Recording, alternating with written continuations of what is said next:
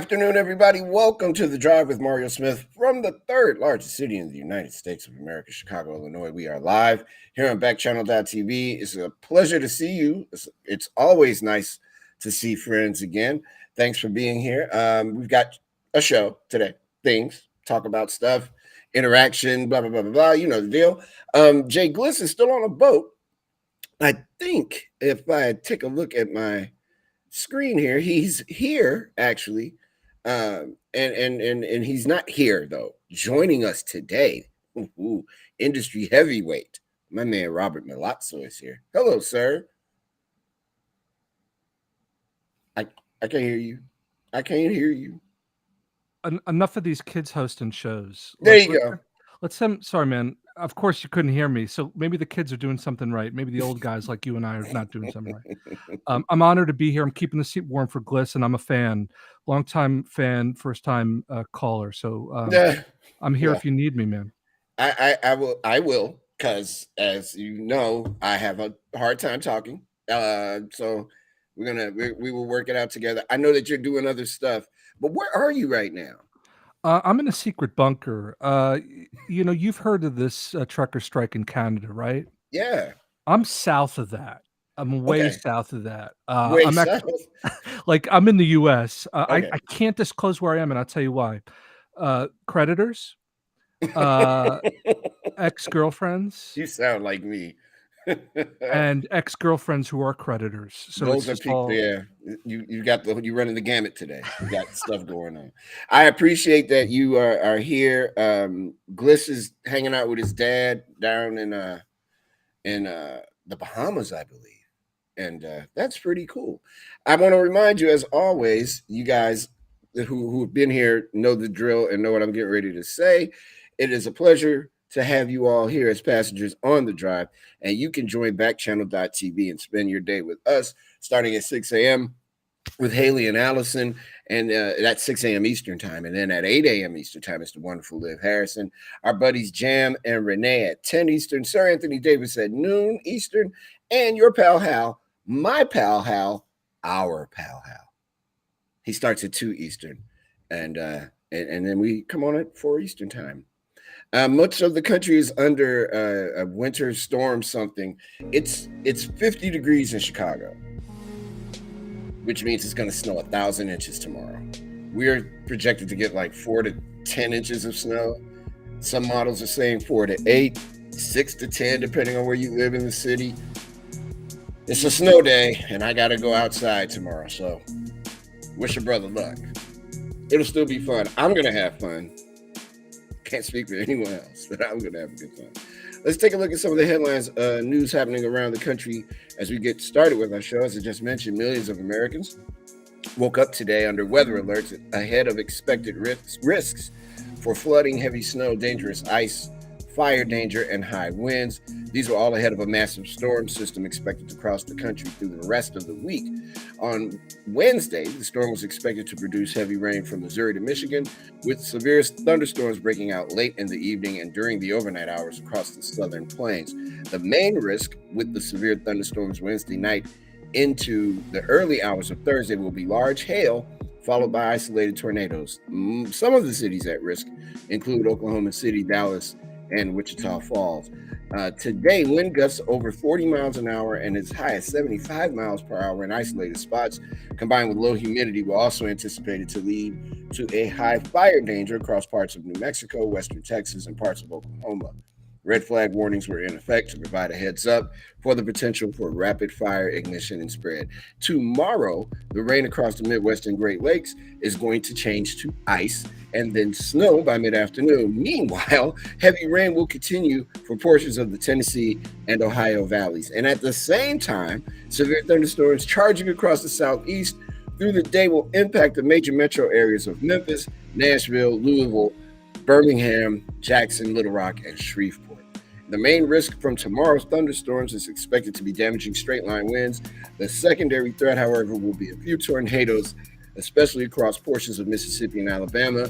All that to say, everybody, please mind your local weather forecasts, etc., and be careful out here. A representative for the R&B singer Trey Songz who faces 2 separate assault charges, has been accused of a brutal rape in a new lawsuit. A representative for Trey Songz denies the charges. Singer Trey Songz was accused of raping a woman at a house party in California in 2016, according to a civil lawsuit filed Tuesday in an LA County court. The anonymous woman said that she had a consensual relationship with Songz and went to one of the singer's house parties in March of 2016. At the party, the suit says Songz, whose real name is Tremaine Alden Neverson, allegedly invited her upstairs and repeatedly asked her if he could have sex with her, to which the woman claimed she repeatedly told him no and to stop asking. Trey Songz, that's a bad look, brother. That's a bad look. In the Ahmaud Arbery hate crime trial, prosecutors shared the men's messages and social media posts. Prosecutors are hoping to convince the jury that Arbery's murder was an act of racial hostility by the white men who publicly shared their disdain for Black people. Many of the posts and messages included racial epithets, slurs, stereotypes, and death threats aimed at Black people who were often characterized as criminals. FBI intelligence analyst Amy Vaughn was called to the stand Wednesday to lead the jury through the evidence she collected that included text messages, Facebook posts, videos, and memes that were shared by 2 of the men, Travis McMichael and William Roddy Bryan. She said the FBI was unable to examine Greg McMichael's phone because it was encrypted. Greg McMichael, 66, is the father of Travis McMichael, and those are the headlines at the moment. Joining us in the chat today, it's everybody's here. Thank goodness. Tay, who's here in Illinois, Cole in South Carolina, J-Lo in New York, Nathan, and sometimes C is in Texas. Susan's in Florida. Anthony's also in Texas. Bella's in Northern Virginia. Sunny's in Indiana. Verona is in New Hampshire. Deborah McIntosh is in California. Gliss, my brother, is in Florida. He's in the Bahamas. Amanda's in Vermont. And let's see, we've got Joel. This is your first time on the stream. You're in California. Welcome. Todd has joined the stream. The Poopy in the Diaper. Can we say that? Has joined the stream. Dungeon Adventure and Bill Nye, the Poopy Dice. Come on, guys, with the poopy. We can stop doing that. But thank you for coming anyway. When we come back, we'll take a look at some stories happening around the world, and we'll interact with you. Thank you for watching The Drive with Mario Smith. I am him, and you are watching Backchannel.tv, YouTube, and listening on your Amazon-supported devices. We'll be right back.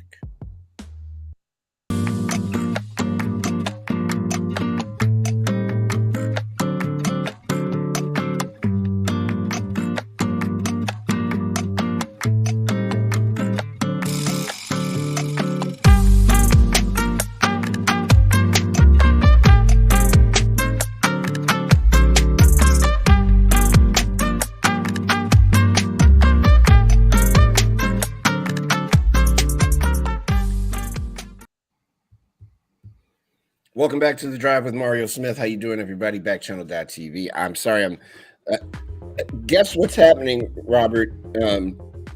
As this show is happening, there's something else that's happening that you might be interested in. A friend of mine is a director, and he is in town to direct a television show that is on HBO Max or something. And he's asking me on my phone if I will be in the TV show. Wow. Well, yeah, this is all happening like in real time. I have a question, not to bury the headline. A, my condolences to your friend for choosing this profession. Yeah, right. B, can you disclose what the show is about? But the headline is, what is your role? I don't know. Right now, I think I'm sitting at a table at dinner. I think. Okay. Or I don't have a speaking part. I know that they're not gonna do that. That would be foolish.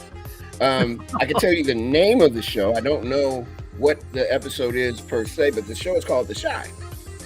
Oh, like CHI. Yeah, and they're directing. He and his husband are in town to direct the show. So he's been a friend of mine forever, for 30-something years, and he and his husband are like big time Hollywood directors. So this is gonna be kind of cool. I haven't seen him in a while. I get to hang out with them in my neighborhood, and they're filming through March. So we'll see. What we're talking about in this text is I can't leave my seat until 5 o'clock during the week. So whatever happens has to happen after 5 p.m. Central Time. Well, I cracked the code. So you're calling me out on a national show here. to ask me for time off. No, Like now, no, wait a second. I know you're not. That's not your way. But this is like your break, man. I'm not. I'm not Look, staying in the way of your break. This is already hard for me, and this camera is this big. And there's no way in hell that I am not. No. But it'll be cool. I hope that I get a chance to, like, raise a wine glass. That would be the goal. If I could do this a couple of times, that'd be worth it. And the restaurant is owned by Chef Eric Williams. It's called Virtue. It's a great restaurant here in Chicago. Chef Eric Williams is the man. We have to get him on here one day. That would be amazing. I just think we could do like a year's worth of shows with Chicago people, like a decade worth. Absolutely. But the truth be told, I'm going to jet out of your frame here, but I'm still waiting for the Mario Smith, Michael Wilbon buddy comedy, like Long Lost Brothers, like. I actually know I don't know his brother, but I've met his brother and his sister who still live here in town. Okay. Michael Wilbon's the man. Yeah, come on. I know. He's like a warrior, like he's survived generations of media changes. Mm-hmm. He's got he always gets big gigs. Now he's like on the primetime NBA show. So it couldn't happen to a nicer guy. I know that's a cliche. He is the man. But he is a really nice dude. And I do have a good friend at ESPN, Scoop Jackson. And I'm sure if I beg Scoop, he did it for me on the radio show with Doris Burke. I can get Scoop and Michael Wilbon pop up one of these days.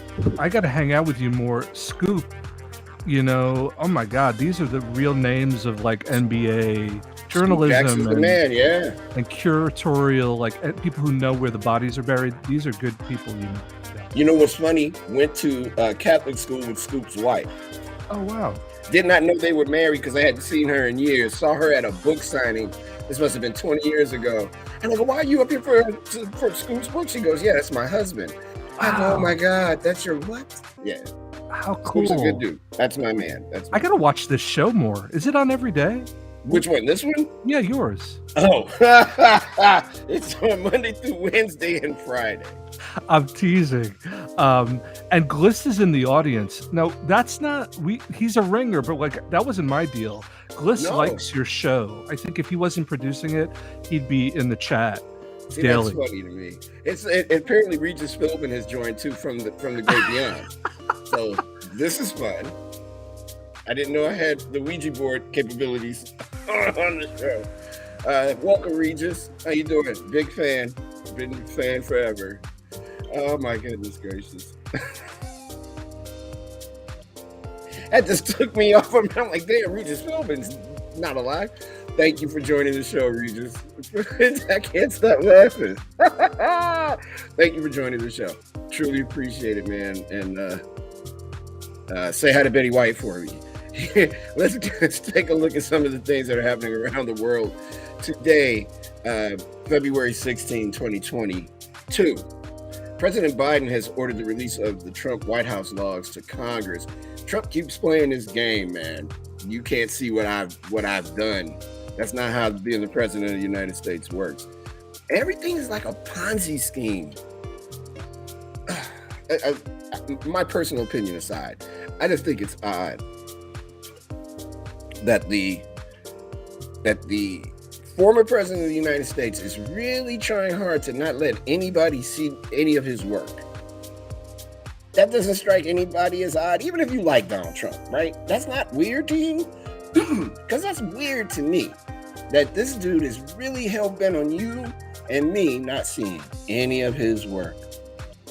President Joe Biden is ordering the release of Trump White House visitor logs to the House committee investigating the riot of January 6, 2021, once more rejecting former President Donald Trump's claims of executive privilege. The committee has sought a trove of data from the National Archives, including presidential records that Trump had fought to keep private.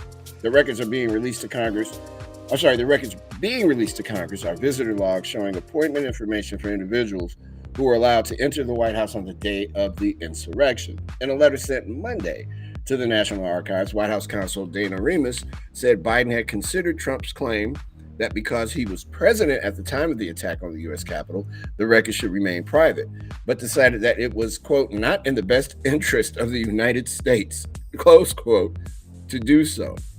She also noted that as a matter of policy, the Biden administration voluntarily discloses such visitor logs on a monthly basis, as did the Obama administration, and that the majority of the entries over which Trump asserted the claim would be publicly released under the current policy. A Trump spokesman did not immediately respond to a request for comment on the decision. The Presidential Records Act mandates that records made by a sitting president and his staff be preserved in the National Archives, and an outgoing president is responsible for turning over documents to the agency when leaving office. Trump tried but failed to withhold White House documents from the House committee in a dispute that was decided by the Supreme Court. Biden has already made it clear that he is not invoking executive privilege concerning the congressional investigation unless he absolutely must.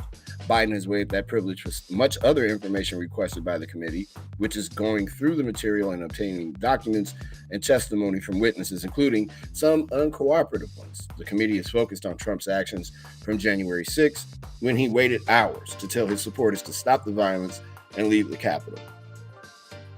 Do you remember that day? I remember that day.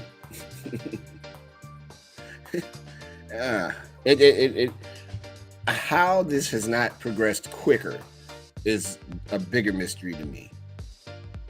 I just find that odd. And you know why we're at it? For the folks in the chat, how do you feel about the January 6th investigation? Not about the insurrection, but about the investigation. How do you feel about it? I'm interested in seeing what you folks are thinking. You can hit us up by saying the word "say" to your Amazon supported device, or if you're on YouTube watching us, you can just put it in the chat there. Or if you are on Backchannel.tv, you can definitely leave your comments, and also you can leave a review of the show if you like. My voice just went up there. You see that? We would appreciate a review. Me and Bliss get, we want to make sure we're not messing you up. Oh man, are you guys watching the Olympics? That could be another question, actually. The 15-year-old skater Kamila Valieva she listed 2 legal oxygen boosters on her Olympic forms. 2 legal substances used to improve heart function were listed on an anti-doping control form filled out for Russian figure skater Kamila Valieva before her drug case at the Olympics erupted, according to documents submitted on her behalf. The World Anti-Doping Agency filed a brief in the Valieva case, stating that the mention on the form of L-carnitine and hypoxin, though both legal, undercuts the argument that a banned substance, trimetazidine, might have entered the skater's system accidentally. Hypoxin, a drug designed to increase oxygen flow to the heart, was a substance at the U.S. Anti-Doping Agency recently tried without success to get placed on the ban list. L-carnitine, another oxygen boosting performance enhancer, is banned if injected above certain thresholds. The supplement was the focal point of the doping case involving track coach Alberto Salazar, former Olympic great Alberto Salazar. Combining those with a 2.1 nanograms of the heart medicine trimetazine, the drug found in Valieva's system after a December 25th test, is an indication that something more serious is going on. USADA CEO Travis Tigert said, "I'll tell you what's going on. She's 15 years old and the Russians are trying to win. Duh. What? That's hard? We're grappling over that? This is a 15-year-old girl taking doping medicine. I don't know. Texas says that he's been watching the Olympics every night until the Super Bowl and hasn't watched it since. I know who this is, and he got on me about not watching the Olympics. You has joined the stream. Hello, you, and Monica as well, and the great Regis Philbin is here, which is wigging me out. I find it interesting that this 15-year-old girl,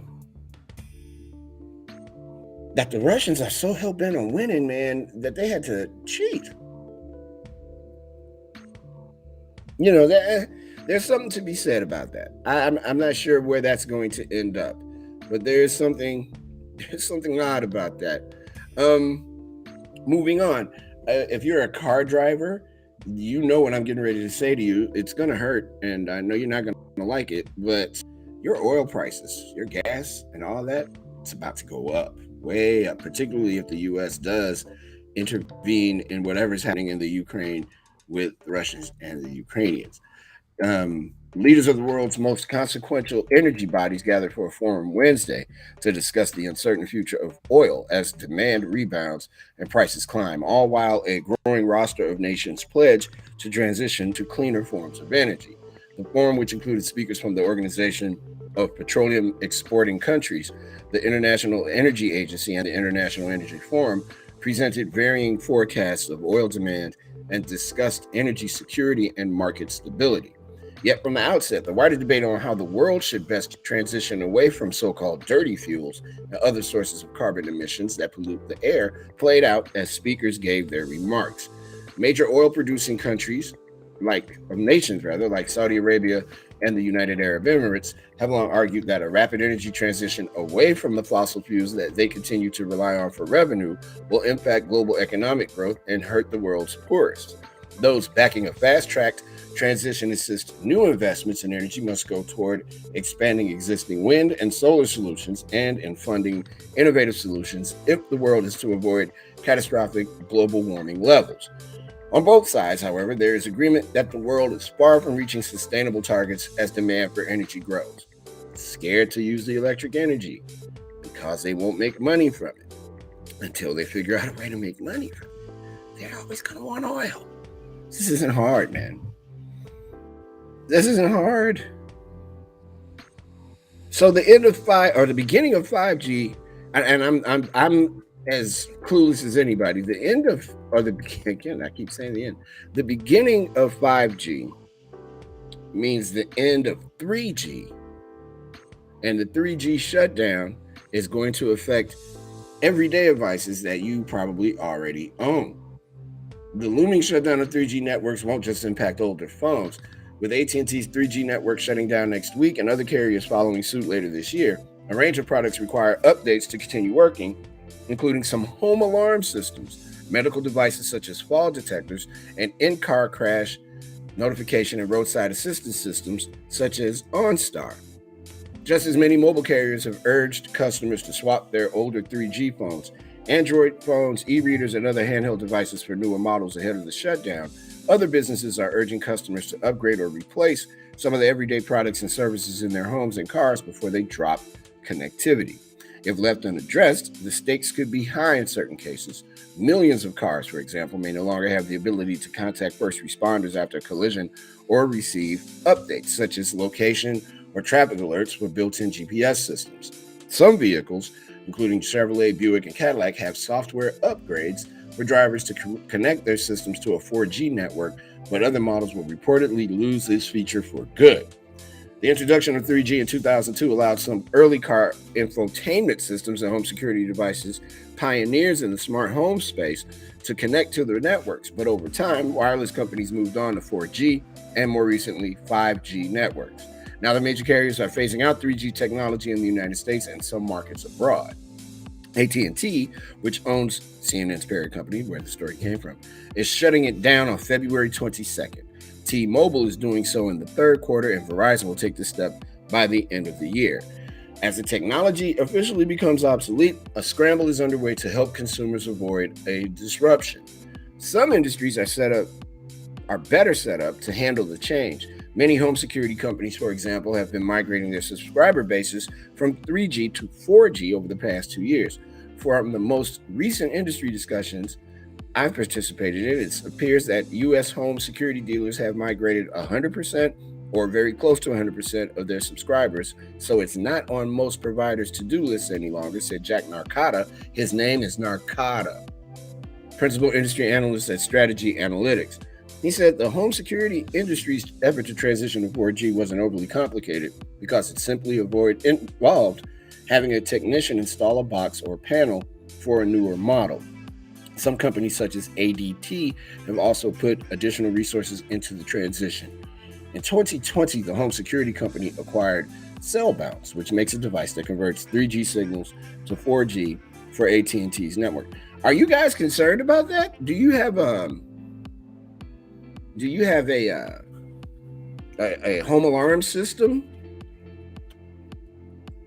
Tay says 3D shutdown. I had no idea. Absolutely. I don't think anyone did.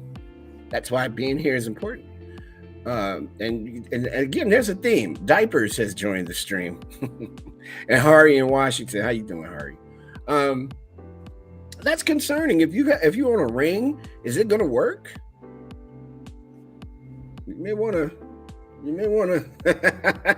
Tay says, "Yeah, I'm concerned. My mom still uses a brick phone." And there it is. But that is something to take into consideration. Robert, let me ask you. You got, I don't want to tell you business, but I imagine that you're a little concerned about the 3D shutdown, especially if it means that alarm systems and stuff won't work. I gotta pop your bubble here a little bit. These G's, I can't follow it. And and see where I'm at. You're kind of at the 50-yard line. I just took a touchback. I guess here's my point. I got a new phone, and I don't want to go on here, and it said 5G.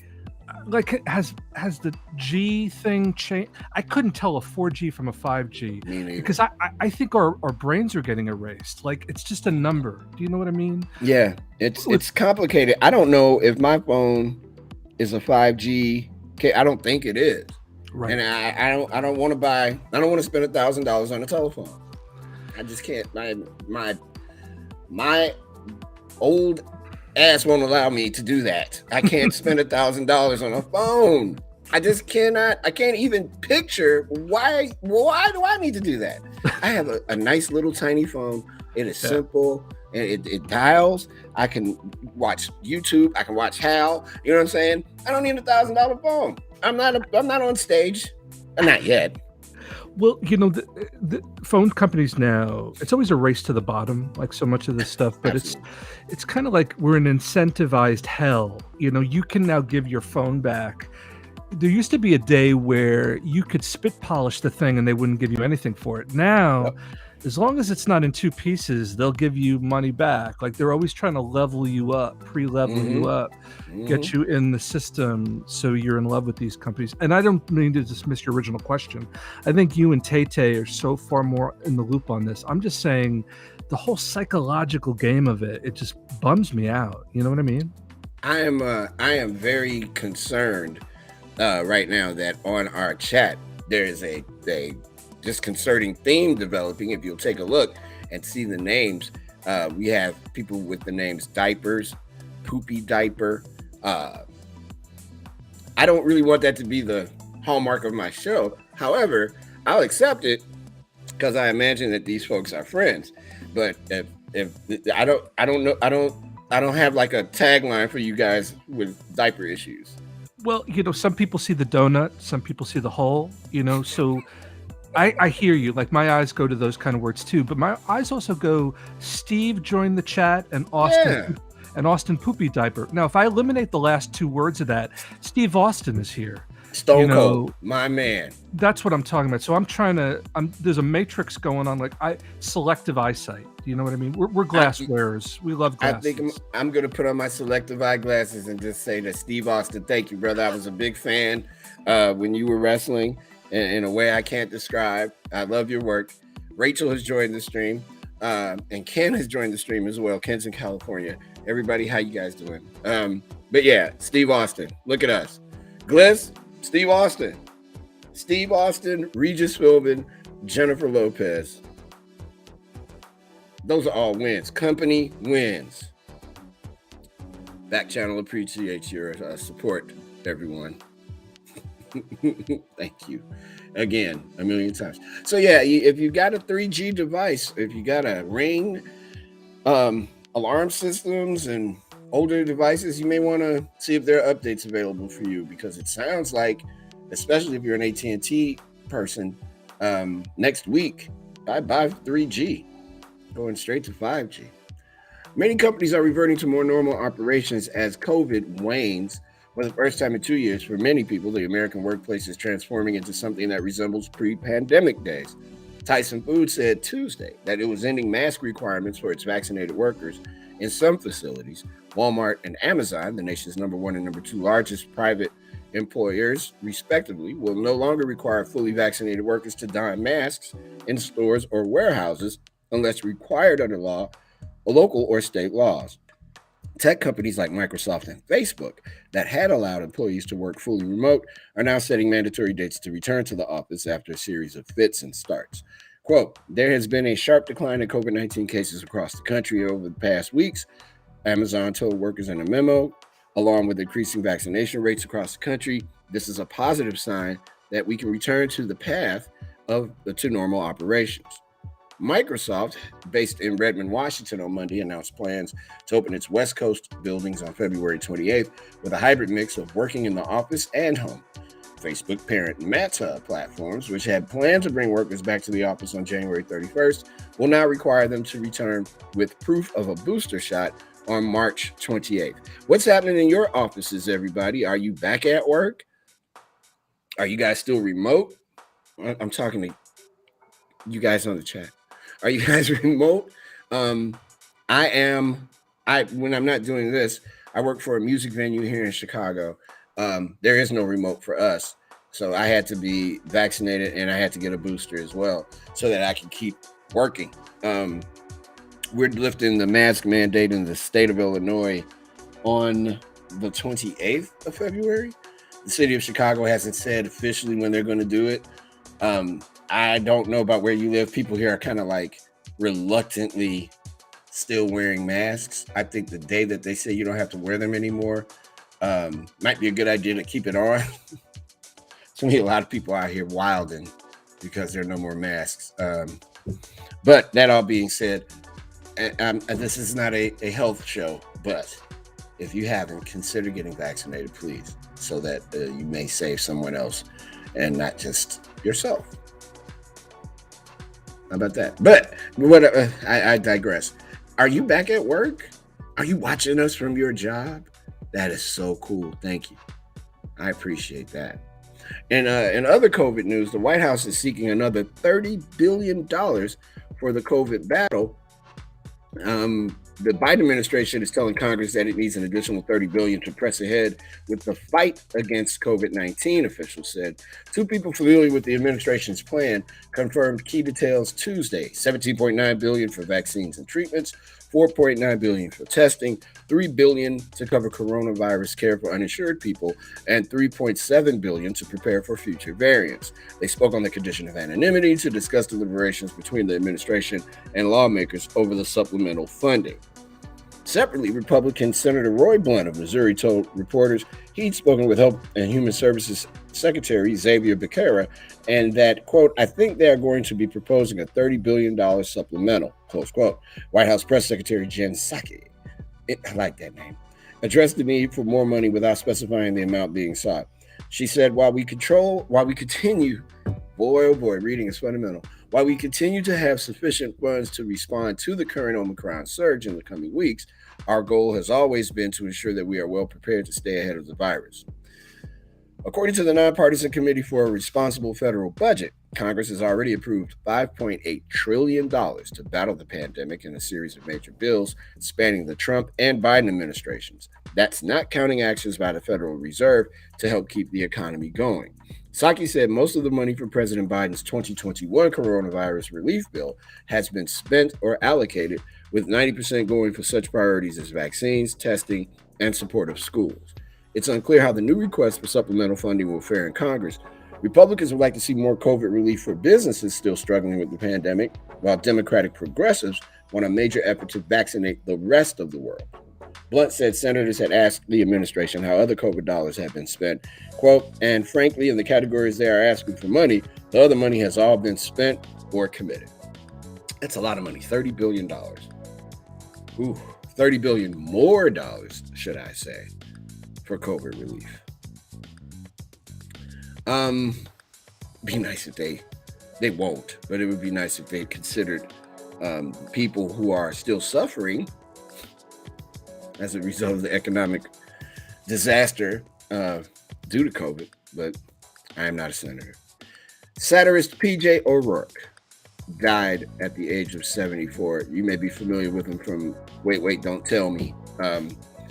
He was a prolific author, and he refashioned the irreverence and gonzo journalism of the 1960s counterculture into a distinctive brand of conservative and libertarian commentary. O'Rourke died Tuesday morning, according to Grove Atlantic Incorporated Books, publisher and president Morgan Entrican. The cause was complications from lung cancer. Patrick Jake O'Rourke was a Toledo, Ohio native who evolved from long haired student activist to wavy haired scourge of his old liberal ideals, with some of his more widely read takedowns appearing in the founding counterculture publication Rolling Stone. His career otherwise extended from serving as editor in chief of National Lampoon to a brief stint on 60 Minutes, in which he represented the conservative take on Point Counterpoint, to frequent appearances on NPR's game show Wait, Wait, Don't Tell Me. Quote, most well-known people try to be nicer than they are in public than they are in private. Try to be nicer than they are in public than they are in private life. PJ was the only man I knew to be the opposite. He was a deeply kind and generous man who pretended to be a curmudgeon for public consumption, tweeted Peter Segal, the host of Wait, Wait, Don't Tell Me. He told the best stories. He had the most remarkable friends, and he devoted himself to them and his family in a way that would have totally ruined his shtick had anyone ever found out. His writing style suggested a cross between the hedonism of Hunter S. Thompson and the patriarchal mockery of Tom Wolfe. Self-importance was a reliable target, but his greatest disdain was often for the government, not just a specific administration, but government itself. As a young man, he opposed the government as a maker of war and laws against drugs. Later on, he went after what he called the silken threads of entitlement spending. In a 2018 column for a venerable conservative publication, The Weekly Standard, he looked on with scorn at Washington's gentrification. And I quote, people are flocking to the seat of government power. One would say dogs returning to their vomit, except that's too hard on dogs. Too hard on people also. They come to Washington because they have no choice. Diligent working breeds compelled to eat their regurgitated tax dollars, he wrote. O'Rourke's other books include Give War a Chance, Driving Like Crazy, None of My Business, and A Cry from the Middle. Entrican told the Associated Press that he had been working on a one-volume look at the United States as seen from his hometown, A History of Toledo, Ohio, from the beginning of time to the end of the universe. His survivors include his second wife, Tina, and 3 children. P.J. O'Rourke, dead at the age of 74, I'm sorry. P.J. O'Rourke was a bad man with a pen. Those Rolling Stone articles he wrote are pretty damn good. Everybody that's checking us out on the stream, welcome. We appreciate you. When we come back, we're going to have our community report. But first, say hello to Emma and Ken. And I appreciate you both being here. I don't know if you guys know this. Steve Austin is here. Hari is here. Mason's here. Alex just joined the stream. He's doesn't say where he's from. So Ken and Rachel and Austin and Mason, who's a new passenger. How you doing? Tay and Cole and J-Lo and everybody. Thank you all for being on the drive this afternoon. We truly appreciate it. When we come back, we'll have our community report. You're watching The Drive with Mario Smith on Backchannel.tv, YouTube, and you're listening to us on your Amazon-supported devices. We will be right back.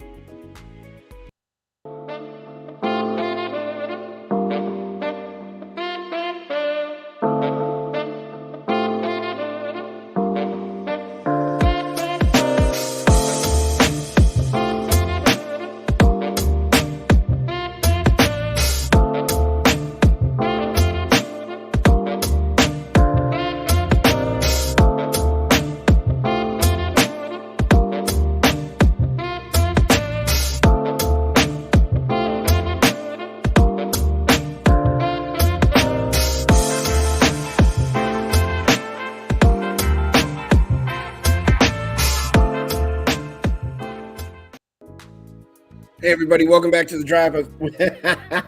What? Welcome back to The Drive with Mario Smith. I am him. You're watching Backchannel.tv.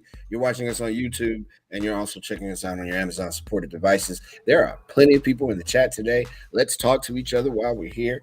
I greatly appreciate it. I did not do this in the break, but it's a little warm under this hat. You could probably see it on my hand. That was gross. But here we are. Welcome. We've got one more segment before we go to the top of the hour, and that's our community report. Didn't get to everything that I wanted to, but that's fine. I want to let you know that if you put in for that Facebook lawsuit, they've settled. I'll try to find a way to get that in later. And here we are. After 2 years, this is the most fascinating thing to me, but I guess I shouldn't be fascinated by it, as it's fairly scary. After 2 years, a tip finally led police to a missing girl hidden under the stairs. Have you guys heard about this yet? For more than 2 years, authorities in a small New York town had gotten tips that a missing 6-year-old girl was with her biological parents there, even though they lost custody in 2019. But none of the tips proved reliable until Monday, when someone stepped forward with valuable information that allowed police to search the home where Paisley Schultz was found under a staircase. The information finally gave us. I'm sorry. This is Police Chief Sargareets. I think that's how you pronounce it. Police Chief Joseph Sangara told NBC affiliate WYNYT of Albany. That information, quote, finally gave us the one piece of the puzzle we lacked the last 2.5 years, he said. That was the information we needed to obtain that search warrant. Without obtaining that search warrant, we wouldn't have found that child yesterday. Sanagra, didn't say who provided the tip with detailed information, which investigators corroborated and a judge signed off on.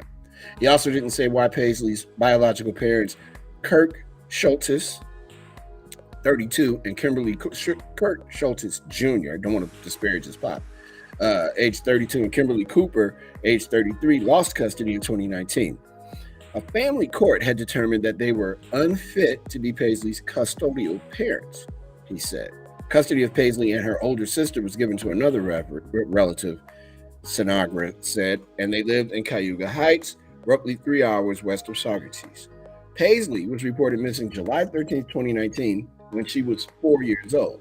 When authorities arrived at the biological parents' home Monday, Paisley's father and grandfather, Kirk Schultz Jr., 32, and Kirk Schultz Sr., 57, did as they had done after previous tips prompted police to visit their home. Oh, he was a scumbag too, Sanagra said. They denied that Paisley was there.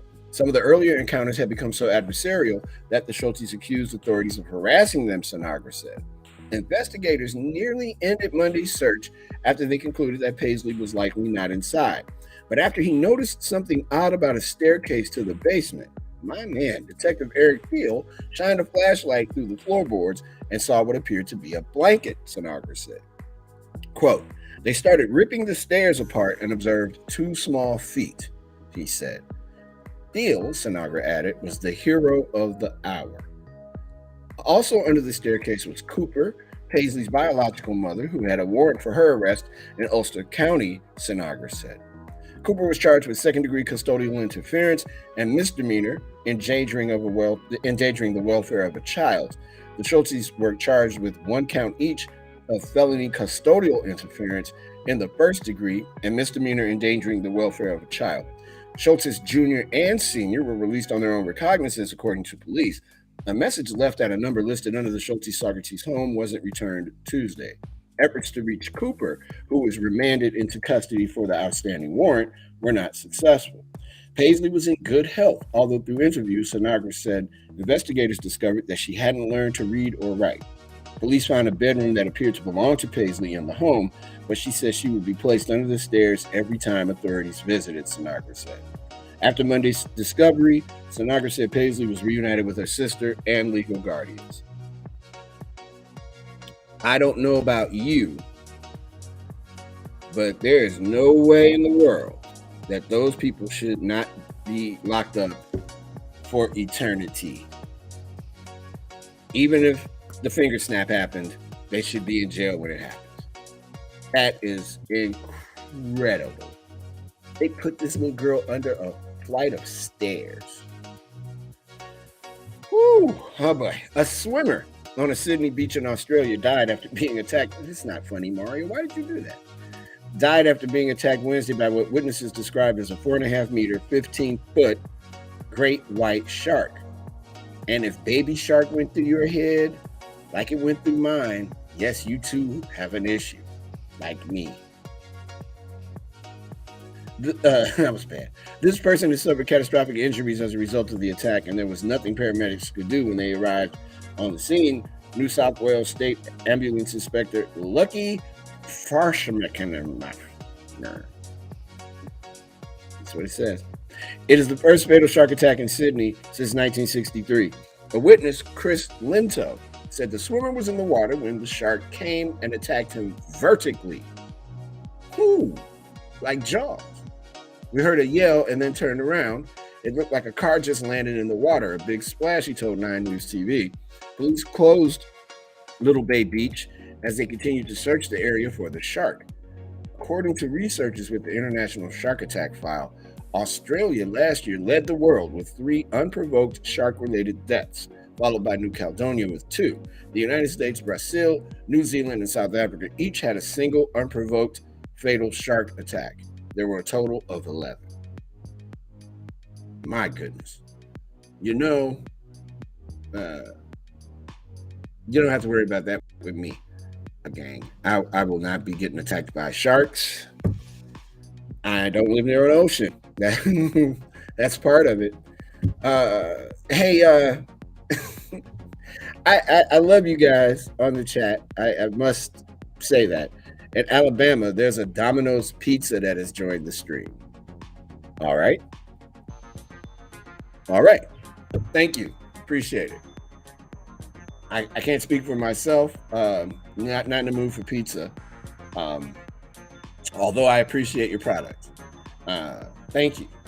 Thank you so much. Domino's Pizza, Steve Austin, Regis Philbin, and Jennifer Lopez, who's a real person. And I can't remember who's the other one. Bill Nye. Yeah. That could be your running joke, passengers. Just make up names and see if I'll read them or not.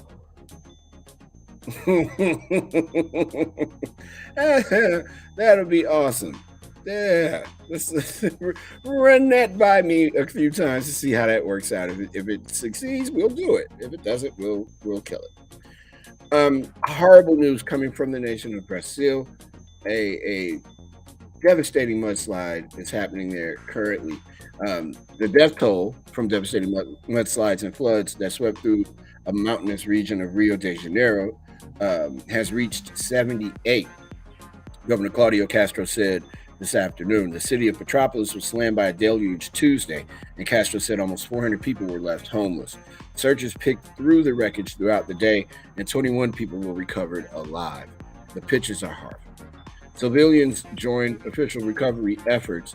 Among them were Priscilla Nieves and her siblings, who looked through the mud for any sign of their disappeared parents, but found only clothing. Nieves told the Associated Press she had given up hope of finding her parents alive. And Rosaline Virgilio, 49, was in tears as she recalled the desperate pleas from someone who she couldn't save. There was a woman screaming, "Help, get me out of here," but we couldn't do anything. The water was gushing out, the mud was gushing out, Virgilio told the Associated Press. Our city, unfortunately, is finished. Petrópolis is a German-influenced city named for a former Brazilian emperor. Nestled in the mountains above the coastal metropolis for almost 2 centuries, it has been a refuge for people escaping summer heat and tourists keen to explore the so-called imperial city.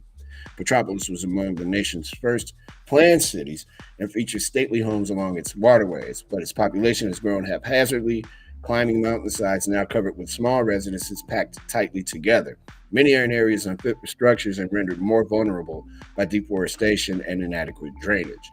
The stricken mountain region has seen catastrophes in recent decades, including one that caused more than 900 deaths. In the years since, Petrópolis presented a plan to reduce the risk of landslides, but works have been advancing only slowly. The video and all this is frightening, man. Absolutely frightening. 78 people. Wow. You know that whole hug your loved ones, tell people you love them? Yeah, that's real, man. That's real. And finally, for what it's worth, a typo sends drivers in Florida to a Trump 2024 merch website. An apparent typo was sending motorists in South Florida seeking to resolve their traffic citations to a website selling 2024 merchandise for former President Donald Trump, officials said. Miami Beach police had been handing out the erroneous flyers until last week, police spokesman Ernesto Rodriguez told the Miami Herald on Monday. He did not know how long they had been in circulation. Quote, "We're aware of this typographical error now," Rodriguez said. "We put out a notice to officers to discontinue using them."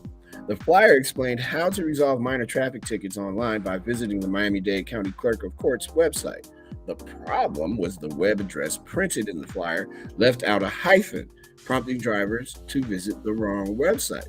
Without the hyphen, the address redirects to a website that sells Trump 2024 hats and flags, as well as a DVD exploring the possibility of a one world centralized government without Trump in the White House. Court administrators said Miami Beach appears to be the only agency with the web address typo. Court officials provided the original flyer sent to Miami-Dade police in May 2020 that included the correctly hyphenated web address. Rodriguez said Miami Beach produced its own version of the notices, and the error was inserted at some point during the printing process. I wouldn't panic. I don't think that former President Trump, is running again, because all that money that people have given him, he would have to claim as campaign contributions. That means that wouldn't be his money anymore. He ain't gonna do that because he's raised over $50 million, something crazy like that. He ain't giving up that money. He'd be foolish. So no, he's not running again. However, as we said the other day, his influence is still very real. So, for whatever that's worth to you. And if he has the ear of the people, his hardest, most ardent supporters, he could still influence races around the country. Now, one of his candidates is doing bad in Georgia. One of the people he's been touting. So I don't know if his magic dust is still dusty. See what I did there? Magic dust, dusty. To be determined. But he is a very polarizing character, to say the least. Ava, how you doing in Indiana? Thank you so much for joining the stream today. Really appreciate you very much, and all you guys. And I just wonder if Gliss is on this boat just living his life and not really caring about what's going on. But he's here, he's watching. Probably he's there for some music stuff with his dad, which is really cool. I dig that. Let me get to one of these stories that I didn't have a chance to talk about, which is the Facebook data settlement. This is a 10-year-old lawsuit. And here we go. And I know people who are waiting to get the settlement money, which is going to be a lot. Facebook parent Meta Platforms Incorporated, well, we hope it's not, has settled a decade-old class action lawsuit over the company's use of cookies in 2010 and 2011 that tracked people online even after they logged off the Facebook platform. As part of the proposed settlement, which must still be approved by a judge, Meta has agreed to delete all the data it wrongfully collected during that period. The company, which posted profits of $39.37 billion in 2021, will also pay $90 million to users who filed a claim after lawyers' fees are deducted. Quote, reaching a settlement in this case, which is more than a decade old, is in the best interest of our community and our shareholders, and we're glad to move past this issue, said Meta spokesperson Drew Pustaferi. Not me making that up. That's the wrong way to say it. Pusateri? In a statement on Tuesday. According to the lawsuit, why is everybody laughing? According to the lawsuit, Facebook got people's consent to track them while they were logged into its platform, but promised to stop the tracking once they logged out. But the suit claimed that Facebook continued to track users' browsing activity even after they had logged off. The case had been winding its way through lower courts since 2012, and last year, the Supreme Court declined to hear it. Back then, missteps over user privacy were among Facebook's biggest troubles.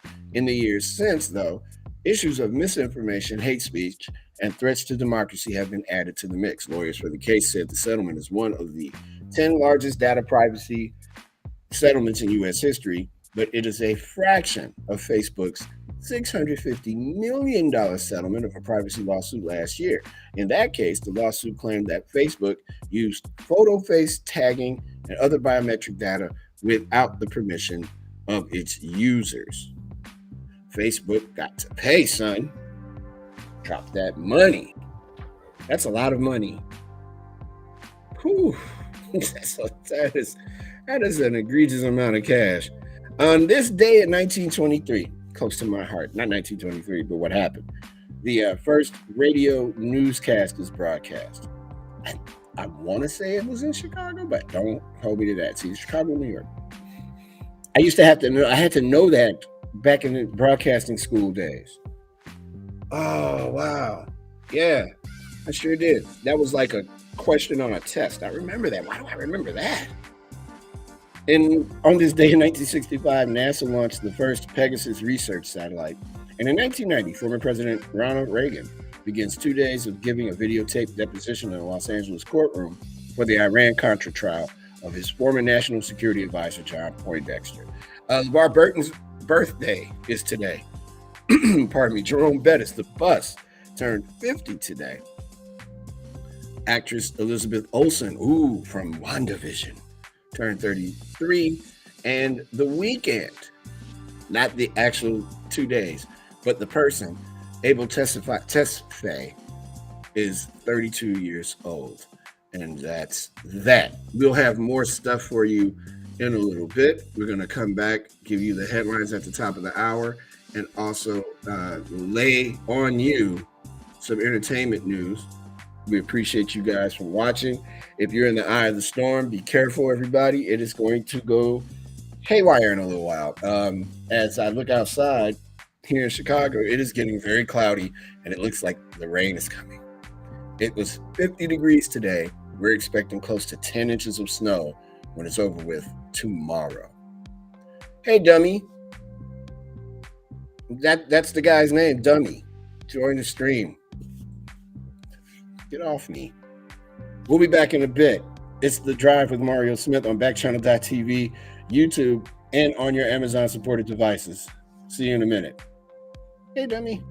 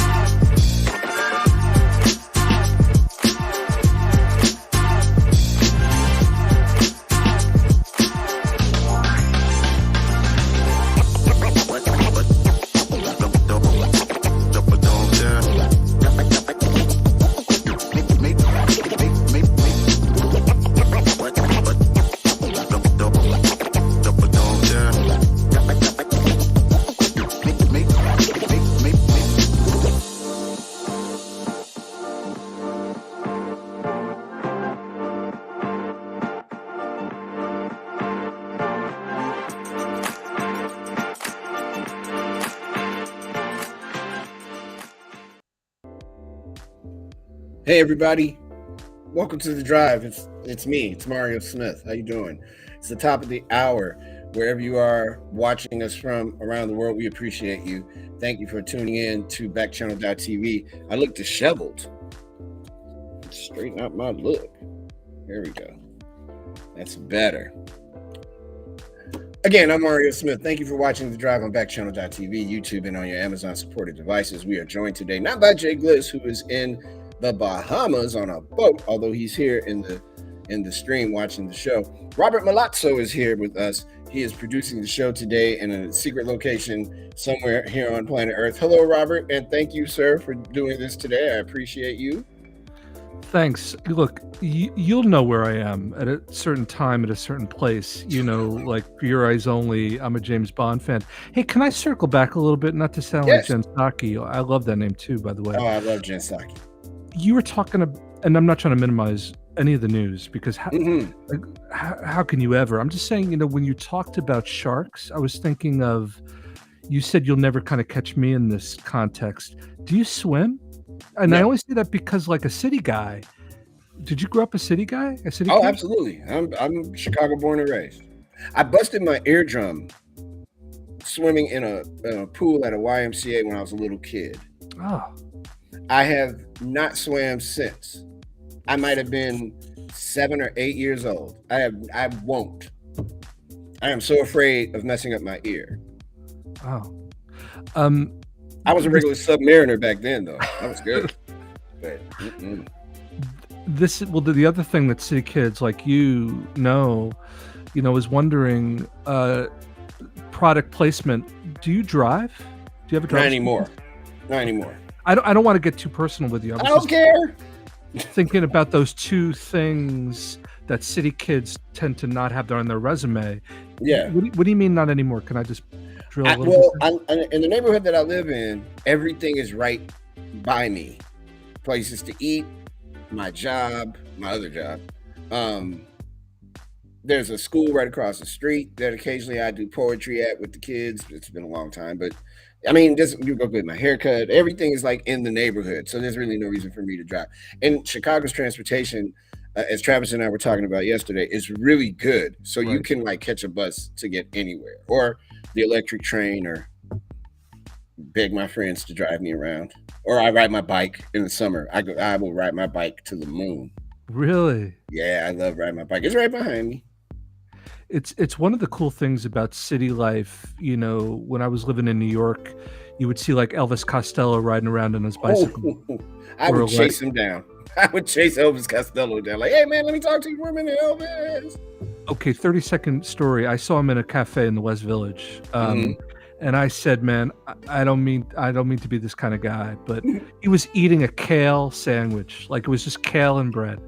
And he was mid-chomp, and I said, would you ever do a podcast with me? And he was super nice, super gracious. But then he just took off on his bike, and he like strode off to Diana Krall, probably.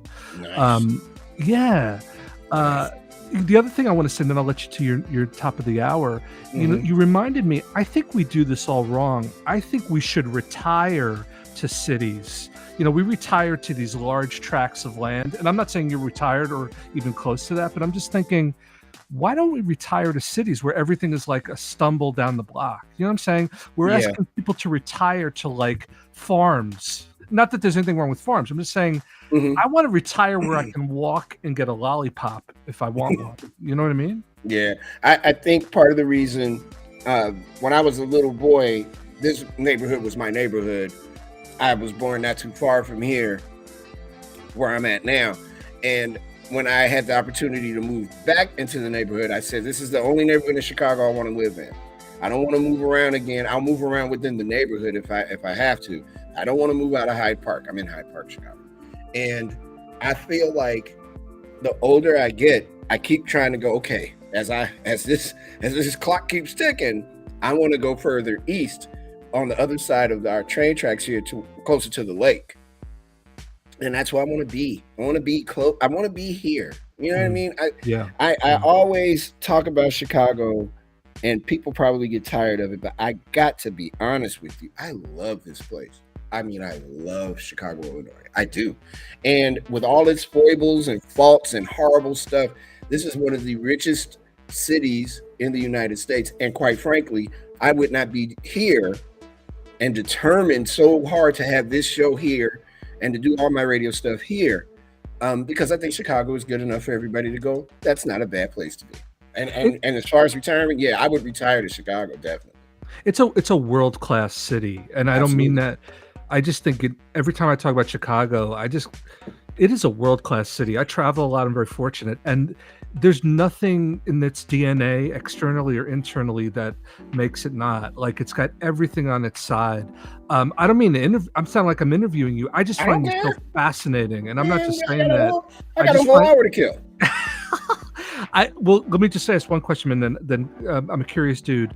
Pardon the expression, gun to your head. Where would you move if you had to move, or if you had the New York opportunity? City. I'd move to New York in a second. Right to Brooklyn. I'm running to it. Every time I've gone to, I find myself going to New York to get away from the noise. I know that sounds weird, but because I'm not a native, I hear New York differently when I go. It sounds different to me. It's loud and cantankerous and all that, but there's a peace in it for me. When I get back to Chicago on the chance that I get to go travel, I always find going to other cities and exploring how they operate and how the people operate in them. Come back here to Chicago, and I'm like, okay, this is the quietest place on earth. It is far more quiet than I imagined. But yeah, New York would be probably where I would go. I'm Well, not big on. Oh, actually, that's not true. It's New York or Montreal. really? Why Montreal? I want to move to Canada one day, or at least visit Canada. And Yeah. I've always been fascinated with Montreal. I can't speak any French, which is great. Perfect. Well, two questions then. Why didn't James Harden want to stay in New York? Oh, The well. well, yeah, I know you're going to get to that, so we don't have to go down there. But it's interesting. Whenever I talk about Canada, again, this is where I get my news. Charles Barkley always talks about how that's his favorite city in the world. Like Mm-hmm. he talks about Phoenix he loves and Philly he loves and all these places, but he actually says his favorite place to go is Toronto. Now, Toronto, Yeah. I'm not trying to insult Toronto to compare it to Montreal. They're different, but there's some great places like Canada, Quebec, and Nova Scotia, Mm-hmm. Vancouver. Vancouver. Yep. It's just there's a lot of land up there, and it's beautiful. Man, you gotta do this. I'll get a sub for you. Do it. You can't expense it. Like I got to draw a little line. Crap. See that's not fair. I know. My wanting to go to Canada is going to happen one of these days. A good friend of mine is on a radio station here in Chicago, 670 The Score, and he just left from Montreal, and he kind of pulled me to the side when he came back. He was like, dude, if I move anywhere outside the United States, I'm moving to Montreal. I was like, was it that good? He's like, oh yeah. He didn't know that I had been thinking about it. And I shared that with him. He's like, if you get a chance, go visit. He's like, oh, Montreal is what's happening. It's not Chicago, but it's Chicago-esque. Right. And it's very lively, the art scene and all that stuff. I don't miss those old Expos games. They were like playing in a mausoleum. Yeah, I know, but man, I love the Expos. That I was do my too. team. I got an Coolest, Expos jersey in my closet. well, the color scheme, the hat, like that. I was looking at your hat. I was thinking like the hatology used to be in baseball. Like I remember it took me like a year to figure out what the Milwaukee Brewers logo was. It was the M and the B. It took me. I used to love that, but yeah, no, I'm not dissing. The franchise was like Gary Carter, Tim Raines, Andre Dawson, Pete Rose played for like a cup of coffee in Montreal. Ellis Valentine, like they had, and the folks who went cheered hard. It was just and then they became the Washington Senators and they won a World Series and all that stuff. But yeah. Anyway, man, sorry. This was fun. No, I don't mind talking about me every now and then. It's a nice escape. Glitch doesn't do that. I don't have to get Glitch to start interviewing me. This was happening at the top of the hour. The Ahmaud Arbery trial, the hate crime trial, is continuing. Prosecutors are sharing the men's messages and their social media posts. Singer Trey Songz has been accused of a brutal rape in a new lawsuit. A representative for the R&B singer, who faces 2 other separate assault cases, denied the allegations. And a major, multiple state weather hazard is possible as massive storms sweep across the country. Heavy snow, dangerous icing, severe thunderstorms, flooding, rainfall, high winds, and wildfires are all possible today through Friday evening. And those are your headlines at the top of the hour. When we come back, we will talk a little bit about entertainment in the segment we call Have No Fear, the cameras are here. Anthony is joining the stream. He's laughing at something. James is here. Hey, dummy. Again, that's the guy in chat. Ava, Domino's Pizza, Ken, Alex, Emma, everybody, thank you all so much for being here. We truly appreciate it. You're watching The Drive with Mario Smith on Backchannel.tv. When we come back, have no fear, the camera's here. Back in a moment.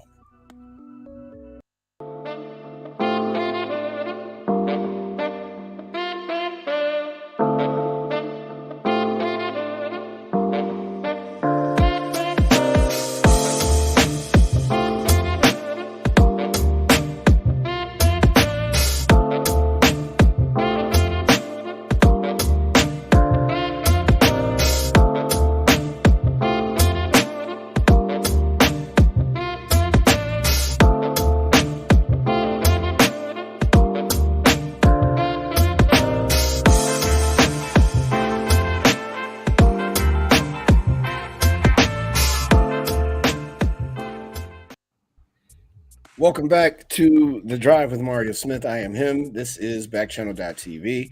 You're also watching on YouTube and on your Amazon supported devices. You are listening. You can join the chat by just using the word say, or if you're on YouTube, you can tap it in. If you're on Backchannel.tv, please consider typing in the chat and leaving us a review.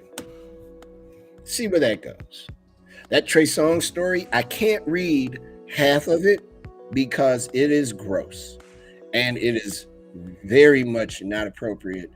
But if those allegations are true, what that brother did, there is no defense for it.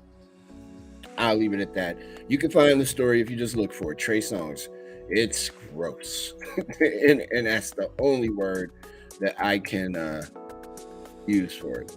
Are you guys familiar with the jazz musician Lee Morgan? He was the man. Lee Morgan's final resting place is a hillside plot in a modest cemetery in Bucks County, brushing up against the Pennsylvania Turnpike. On a recent avenue, the winter sun cast stark shadows across his grave marker, which has a trumpet engraved beneath his name, E.D.W. Lee Morgan, and the years 1938 to 1972, the measure of a life cut tragically short. Morgan was a hard bop trumpeter of spectacular prowess and undeniable charisma, with a discography that spanned some of the most iconic blue note jazz albums of the 1960s.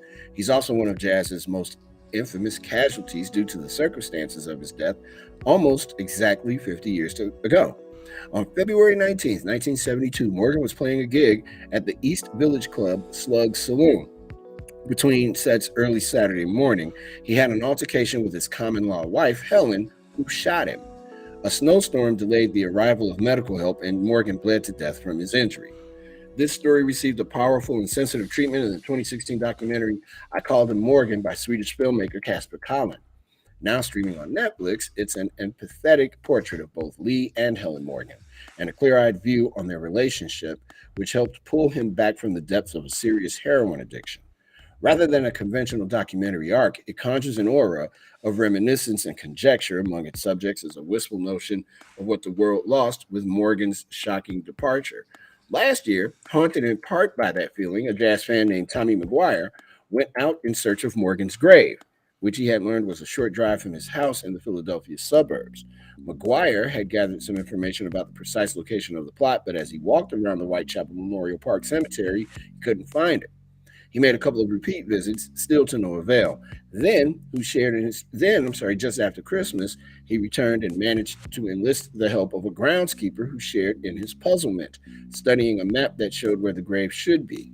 After plunging a spade into a few rugged spots along the hillside, they heard a muffled clang. A half hour or so of determined digging uncovered the grave marker that Lee shares with his father, Otto Morgan. It had somehow been swallowed by nearly a foot of earth. Since unearthing the marker, McGuire himself has become a minor character in Morgan's posthumous fate, a fact he acknowledges without belaboring the point. He works as the art director of a company that makes metal credit cards. He's an amateur guitar player, but a serious jazz fan. Let's see, where are we going here? Quote, there was no snow in the forecast, he mused, and had the snowstorm not hit New York that night, the ambulance could probably have saved him. The turnpike is here next to us, and it sort of sounds like a river from time to time with the traffic. And I just stood here with this dude with a big crowbar thing in the soft snow, looking at the letters of this unearthed grave marker that was still 10 inches or so underneath the soil. It was dramatic and it was really sad. But if the inexplicable fate of Morgan's grave marker amplifies a sense of tragedy, the sound of his music continues to transmit along a frequency of unbridled joy. Last year, Blue Note released the complete live at the Lighthouse. I almost said the Hot House. I used to work there, which captures the entirety of a legendary club date from July of 1970 on 12 LPs or 8 CDs. Wow, that's a lot. What you hear in this music, and certainly in Morgan's playing, is an irrepressible and almost defiant vitality. Quote, what is so fantastic is all the music he left behind, said Casper Collin, speaking from Sweden by video conference. I mean, from the first recording in 1956 up until early 1972. It's so much music, it could be spread out for a lifetime, and we should be so grateful that it exists. If you have not listened to any Lee Morgan in your life, you should. Lee Morgan was a bad man. Warner Media is making news today. They partnered with Black Beauty Roster to help staff hair and makeup on productions. BBR is a database and training platform to promote fashion and entertainment job opportunities for Black hairstylists and makeup artists. In response to increasing awareness of the need for hair and makeup professionals who know how to work with Black talent's variety of hair textures and skin tones, Warner Media has partnered with Black Beauty Roster to help staff its film and television productions. BBR is both a database of Black beauty professionals and a platform that provides training for all artists in working with textured hair and a range of skin tones, as well as offering industry guides and support for artists from historically marginalized backgrounds. Quote, as we continue to see more diverse talent in front of the camera, we have to ensure we are diversifying behind the cameras as well, especially with hair and makeup, BBR co-founder Simone Tete, that's funny, said in a statement. We've seen and heard of too many on-set hair and makeup horror stories from talent of color, and it's time we change the narrative. We're thrilled Warner Media wants to partner with us to not only diversify the industry, but lead the charge by changing it for the better. I have a friend that does hair and makeup here in Chicago for all those Chicago shows that are on NBC, and she always talks about how horrible it is to get the proper makeup and styling for actors of color. There's a gentleman by the name of Marcellus Reynolds, who I just interviewed on my podcast, who quit gigs because he could not get the makeup stylist for him. So it's a real thing. So that's big news, actually. Big news. Before we bounce out of here, as we get caught back up on time, a judge has temporarily blocked the release of the records related to Bob Saget's death. Saget's family, in a lawsuit filed on Tuesday, said they would suffer, you know what, from time to time, here we are, that they would suffer irreparable harm in the form of extreme mental pain, anguish, and emotional distress if the records were released publicly. Saget's wife, Kelly Rizzo, and 3 daughters, Aubrey, Laura, and Jennifer, filed the lawsuit Tuesday against Orange County Sheriff John Mina and the District 9 Medical Examiner's Office. Both agencies have been handling the probe into Saget's death after the comedian 65 was found dead January 9th in his hotel room at the Ritz-Carlton Orlando Grand Lakes. Circuit Judge Vincent Chu found that Saget's family would suffer, quote, irreparable harm, and stated plaintiffs have a clear legal right or interest in the protected records as the surviving spouse and children of Mr. Saget, according to the motion to grant the injunction. The lawsuit filed in Orange County sought to keep some death investigation records, including photographs, video recordings, audio, and autopsy information, confidential and exempt from public disclosure due to how they depict Saget. Upon information and belief, some of these records graphically depict Mr. Saget, his likeness or features or parts of him, and were made by defendants during defendants' investigations, the lawsuit stated. The lawsuit said the family will suffer irreparable harm in the form of extreme mental pain, anguish, and emotional distress if the records are released publicly. And that is our entertainment report for today. When we come back, we're going to play ball. It's time to talk a little sportsy sports. James has joined the stream. He's in California. Anthony's in Florida. Cole, what's up? J-Lo, how you doing? Nathan, and sometimes C. is in Texas. Bella, Sunny, Verona, Deborah, Bliss, my man, and Amanda in Vermont.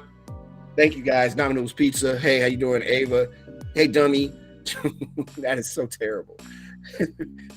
That is really, man. All right, you all are doing it today. Keep it up with the names. I appreciate it. When we come back, we'll play ball. It's backchannel.tv. You're watching us there. You're also watching us on YouTube, and you're checking us out on your Amazon supported devices. And we will be right back.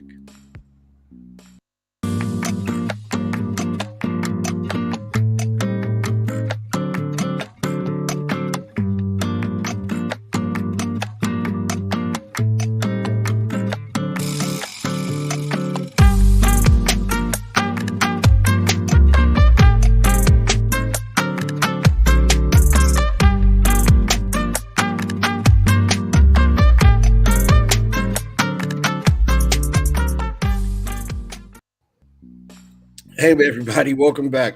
All right, it is time to talk sports. And Robert was asking about my opinion about James Harden. Why did I think he left New York? Here, I got you, Rob. This is why I think he bounced. I think he thought, well, Philly was his first choice. But I think he thought that by Kyrie being there, him and KD had played together already once. Perfect reunion. It'll be great. KD and Harden don't get along with each other very well, as we will detail in a moment. And I think the whole thing with Kyrie and the not wanting to be vaccinated hurt everything for the Nets. They're going to be fine. Them getting to the playoffs is a big deal. They're going to be fine. Once they get to the playoffs, that tournament is going to be good, by the way, because, don't look at the record so much. Look who's going to be in the tournament when they have the playoffs after that stupid playing game. It's going to be good. But there's a report from CBS Sports that says it sounds like Harden forced his way out of Brooklyn the same way he did out of Houston. James Harden admitted Tuesday that when he was essentially forcing his way out of Houston at the start of last season, his first choice was to be traded to the 76ers to join up with Joel Embiid and reunite with Daryl Morey in Philadelphia. It took him a year longer than he would have liked, but he finally got his way. From the sounds of a detailed report from Bleacher Report's Jake Fisher, Harden essentially forced his way out of Brooklyn the same way he did during his time in Houston. Harden's growing apathy on the court and distancing from the team off the court ultimately left Kevin Durant, who reportedly was against trading Harden initially, with no choice but to sign off on the deal with Brooklyn GM Sean Marks.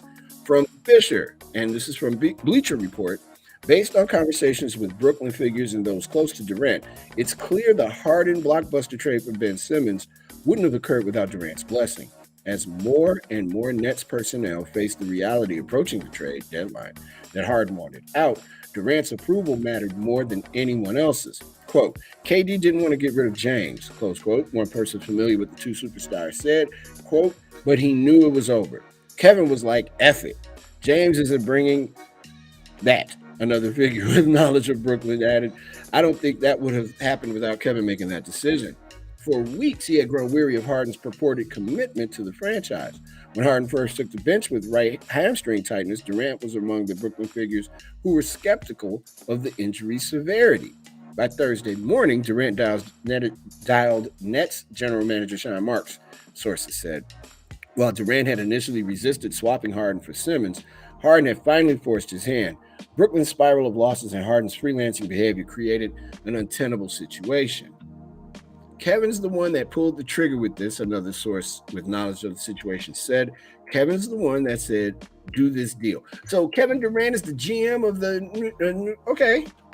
I didn't know that was a thing. Player GM. I guess that's better than player coach. Okay. I still think the tournament will be very interesting, but that's something. There's a lot of consternation there in Brooklyn. Sean McVay is undecided on his 2022 return, but there are 7 people who are viable candidates in case he does step down. Sean McVay just became the youngest head coach to win a Super Bowl. You all watched it. on Sunday in NFL history, but that doesn't mean the Rams leader has a long coaching career ahead of him. In fact, it doesn't even mean he'll return in 2022. After hinting at an early retirement for the sake of a better work-life balance ahead of Super Bowl 56, McVay doubled down on his uncertain future after guiding his team to its first Lombardi trophy since 1999. Asked this week if he'll be back in 2022, he was bluntly non-committal. We'll see. Rams COO Kevin Demoff acknowledged McVay's cloudy status, telling reporters he doesn't think McVay's, quote, current pace is sustainable in terms of how much work he puts in and if you want to have a family, close quote. While Demoff suggested, quote, things will feel a lot better, close quote, once McVay has had a few months away from the game this offseason, the mere fact that this is a discussion suggests McVay was serious when he openly contemplated stepping away. ESPN had previously reported that McVay, who's under contract through 2023, might consider a move to broadcasting if he won the Super Bowl. What if he does? What if before long the Rams find themselves in the same position as the Saints, who saw Sean Payton bounce on them? By the way, not for nothing, but Sean McVay may end up being on the Thursday night Amazon broadcast on Amazon Prime. So who are the people that are involved? Raheem Morris is a person.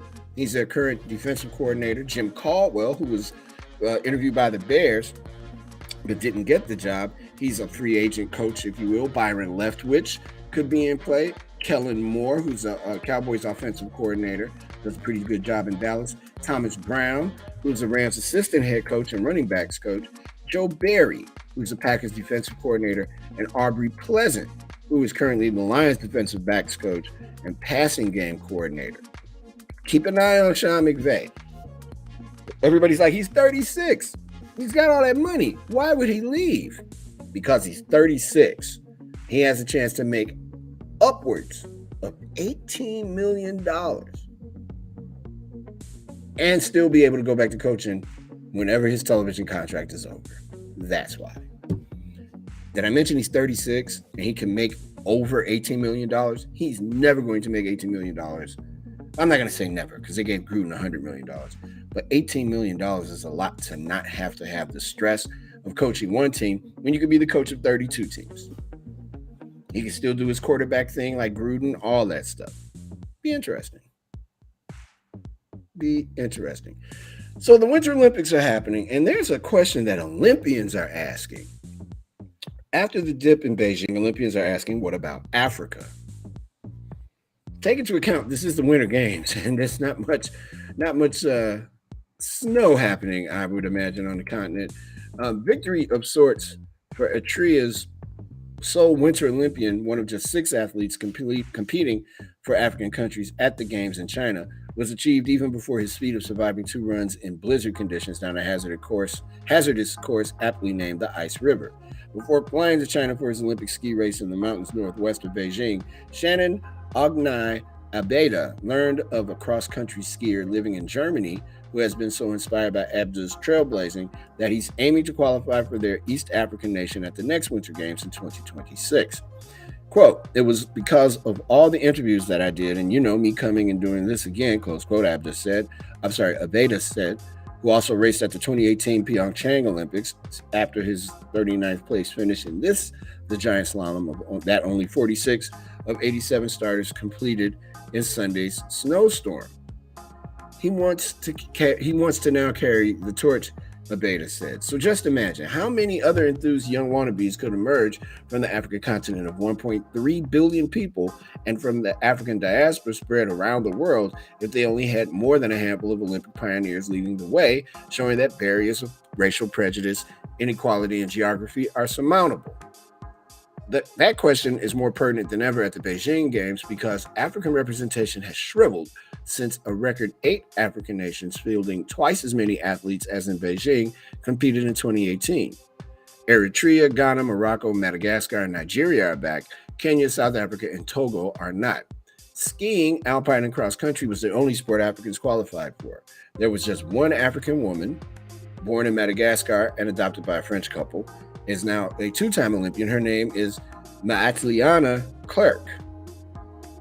Having broke through in Pyeongchang, she raced in Beijing to 41st place, 1 out of 80 starters. in giant slalom and 43rd. I'm sorry, out of 80 starters in giant slalom and 43rd out of 88 in slalom. Elsewhere at the skating rinks, snow parks, and sliding track, there was no African representation at all. African sliders were thwarted by less inclusive qualifying rules, despite making history in Pyeongchang. There, Nigeria fielded Africa's first ever bobsled team. Also the Nigerian Similde Adegabo became the first African and Black woman in skeleton, and Ghana's Akwasi Frimpong blazed trails on the men's side. Is this the European Olympics, or is this an Olympics that reflects the world? Is the question being asked. We're talking about the Olympics. We shouldn't have complete exclusion, Adebayo said. Given the resources and support, Africans are just as capable. Looking ahead to 2026, the International Olympic Committee said it will re-examine qualification rules and quotas, which African Olympians want used to carve more space for them. But there's no sign of IOC dismay about Africa's retreat in Beijing. And there you are. Eli Apple. Oh, if you're a fan of sports, you know who Eli Apple is. He's the gentleman with the tire tracks on his back after getting burnt consistently at the Super Bowl this past weekend and through most of the year, when he just won't turn his head to look to see where the pass is coming from. The Kansas City Chiefs were forced to watch Super Bowl 56 instead of playing in it after being upset by the Cincinnati Bengals. No offense to anyone in Cincinnati. You know I'm right, though. Eli Apple is a road that has traveled on several times, and his back is toasty. That didn't stop two of the Kansas City Chiefs wide receivers from making sure they got the last laugh on Eli Apple after a final drive the Bengals cornerback would like to forget. Apple's last 4 plays of Super Bowl 56 are up there with the worst sequence of plays in Super Bowl history, as the Los Angeles Rams attacked him in the end zone throughout their winning drive in the 23-20 victory. Here were Eli Apple's final 4 plays of the game. Touchdown pass thrown on him that was called back due to an offensive holding penalty. Pass interference penalty on him in the end zone. Quarterback sneak. And Stafford throws the game-winning touchdown pass to Cooper Kupp with Apple covering Kupp. Chiefs wide receivers Tyreek Hill and Mecole Hardman made sure Apple would want to log off social media for a while after his poor finish to the Super Bowl, sending a series of tweets in his direction after the touchdown pass he gave up. Here's one tweet from Tyreek Hill. It says, "Got him." Mecole Hardman said, "At Eli Apple, it's cool, big bro. You might get one of these one day, but in the meantime, just go get better at your craft." Ow. And he's showing him his Super Bowl ring, which is a handy-looking ring. It's pretty nice. Eli and Mecole Hardman sent him another one that said, "At Eli Apple, wish you was better corner, bro. Then the game-winning touchdown wouldn't been scored on you." I'm just reading it as he wrote it. Amazing. That's bad. And then Rashad Bateman and Lamar Jackson got in on it too. Rashad Bateman just sent a emoji of an apple, and Lamar Jackson, he sent the picture of himself with a toothpick in his mouth. And sunglasses on, apparently. Wow. Eli Apple.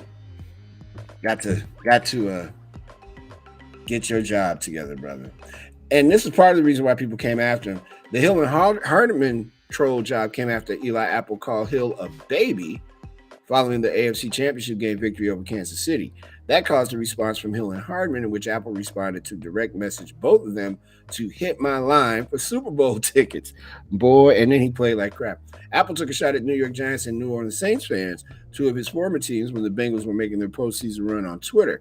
That created the animosity with some of his former teams, including Thomas, who was also Apple's teammate at Ohio State. Safe to say, Apple is not the most popular player in the NFL. Not by a long shot. You can't keep getting burnt that much and talk that much. That's not how sports works. He has learned his lesson. I am pretty sure of that.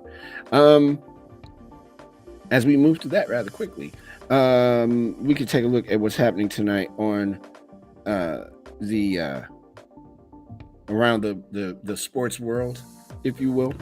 Where are we here? The Bucks are on a roll. Oh, pardon me. The Champions League is happening. UCL and Liverpool won their match today 2-0 over Inter Milan. FC Salzburg and Bayern tied at 1 apiece in the Champions League as well. Hold on here. Oh, a story that I meant to add today. The Cowboys had to pay $2.4 million to settle cheerleaders' voyeurism allegations against a senior team executive.